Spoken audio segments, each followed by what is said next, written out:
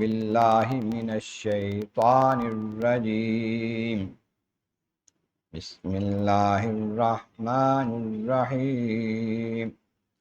قل ارأيتم إن أتاكم عذابه بياتا أو نهارا ماذا يستعجل منه المجرمون ثم إذا ما وقع آمنتم به الآن وقد كنتم به تستعجلون ثم قيل للذين ظلموا ذوقوا عذاب الخلد هل تجزون إلا بما كنتم تكسبون يستنبئونك أحق هو قل إي وربي إنه لحق وما أنتم بمعجزين صدق الله العظيم۔ حمد و ثناء رب کریم اور درود و سلام بر سید خیر انام کے بعد سورہ یونس کی آیت نمبر 50 تا 53 تلاوت کی گئی ہیں، 11ویں پارے کے 10ویں رکوع میں ہے۔ اس سے پہلی آیت میں فرمایا گیا کہ یہ کفار کہتے ہیں یہ جو آپ وعدہ کر رہے ہیں عذاب کا کب آئے گا، وجہ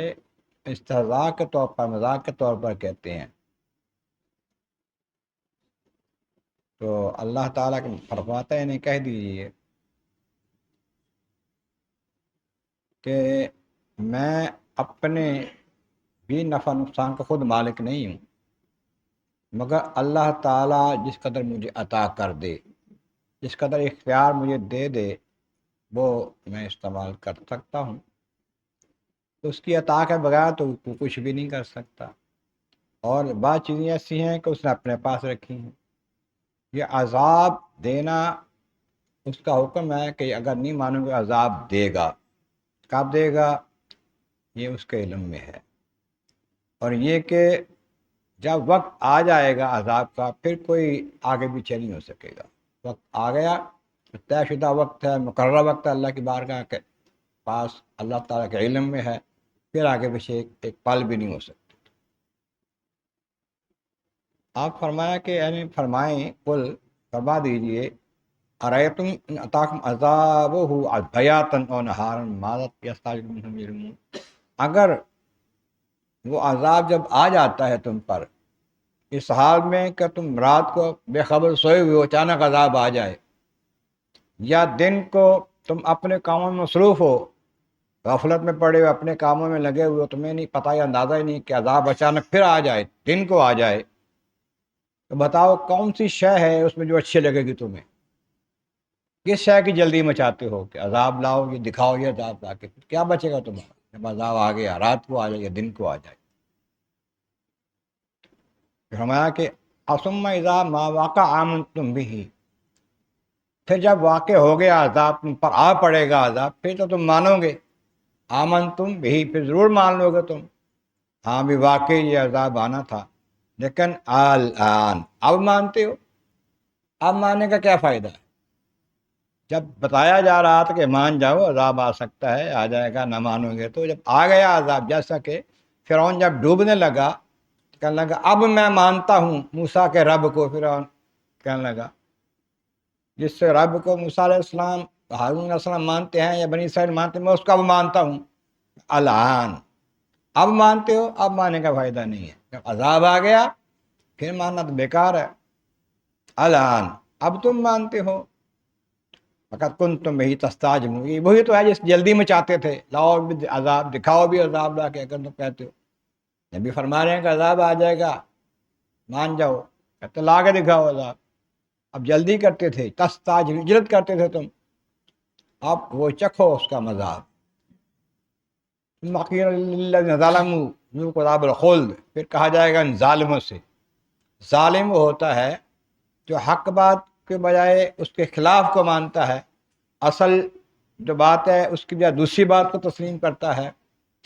اللہ تبارک و تعالیٰ کا حق ہے کہ اس کو وحدہ لا شریک معبود برحق مانا جائے، اس کو نہیں مانتا بڑا ظالم ہے۔ پر ان ظالموں سے کہا جائے گا کہ تم اب اس عذاب کو مزہ چکھو جو ہمیشہ رہنے والا، عذاب الخلد،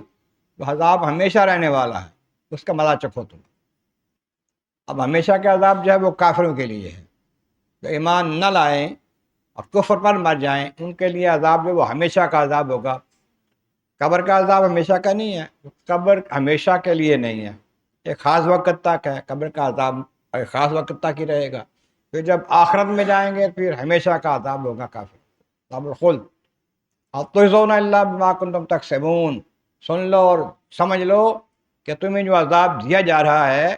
یہ کسی اور وجہ سے نہیں ہے،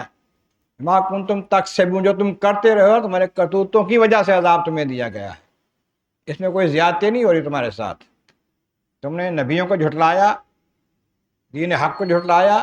اللہ کا پیغام آیا نہ مانے، انکار کرتے رہے، مخالفت کرتے رہے، استہزاء کرتے رہے، مذاق کرتے رہے، یہ اس کی سزا ہے، تکسبون، جو تم کرتے رہے ہو۔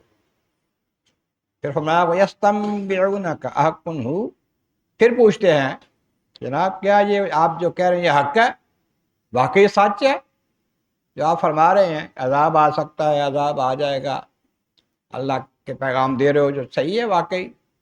یہ بھی مذاق سے کرتے تھے، وہ جانتے بہت کچھ تھے لیکن عمدن جان بوجھ کر ایسی باتیں کرتے۔ حق ہو، کیا واقعی حق ہے یہ؟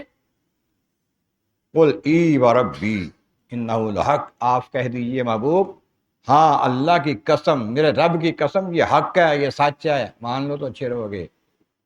ما انتم بموجزین، اور جب یہ عذاب آ گیا، دنیا میں آئے، قبر میں آئے، حشر میں آئے، پھر تم بھاگ نہیں سکو گے، عذاب دینے والوں کو عاجز نہیں کر سکو گے، نکل نہیں سکو گے اس کے پھر عذاب کے پنجے سے، پھر تمہارے واسطے وہی ہوگا جو تمہاری قسمت میں لکھا ہوگا۔ اللہ تبارک و تعالیٰ کے بارک عالم عظم مولا کریم، محبوب کریم کا صدقہ، قرآن کریم کا فہم اور اعمال صالح نصیب فرما۔ وآخر دعوانا الحمد للہ رب العالمین۔